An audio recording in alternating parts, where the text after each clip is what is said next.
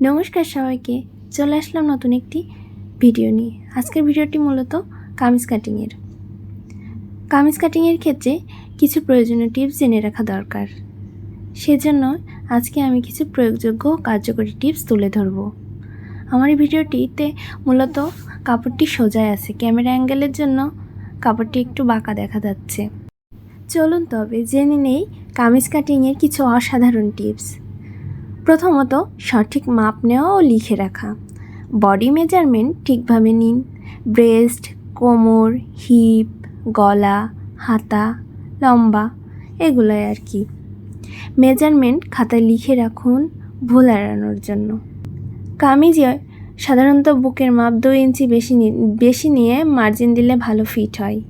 কামিজের ধরন অনুযায়ী কামিজ কাটিং ঠিক করুন। সোজা কাট কামিজ অথবা সিম্পল সোজা ডিজাইন কাটিং সহজ হবে।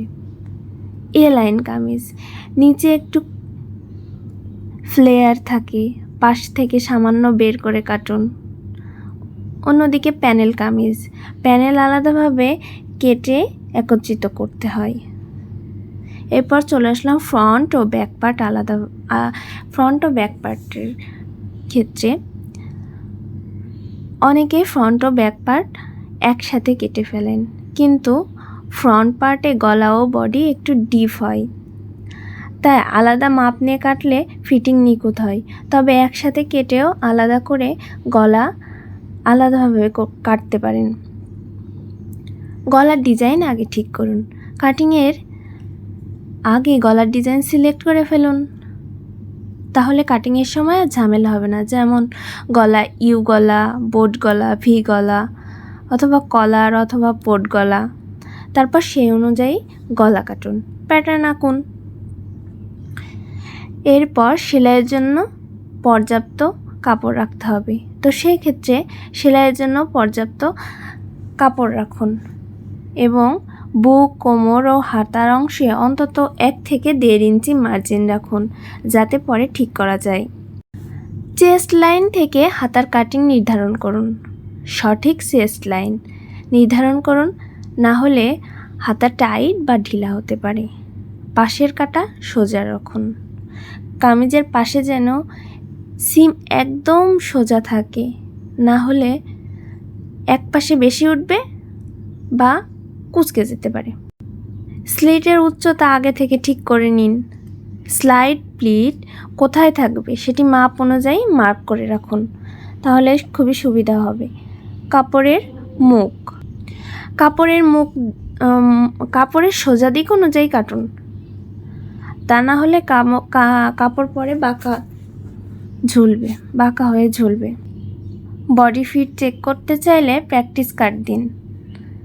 প্রথমে কয়েকবার প্র্যাকটিস কাট দিন।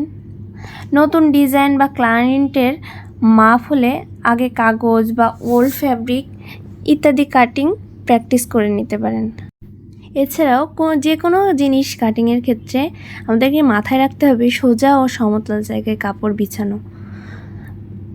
কাপড় কাটার সময় নিশ্চিত করুন যে কাপড়টি একেবারেই সোজা ও সমতল জায়গায় বিছানো আছে, কোনো ভাঁজ বা কুঁচকানো যেন না থাকে।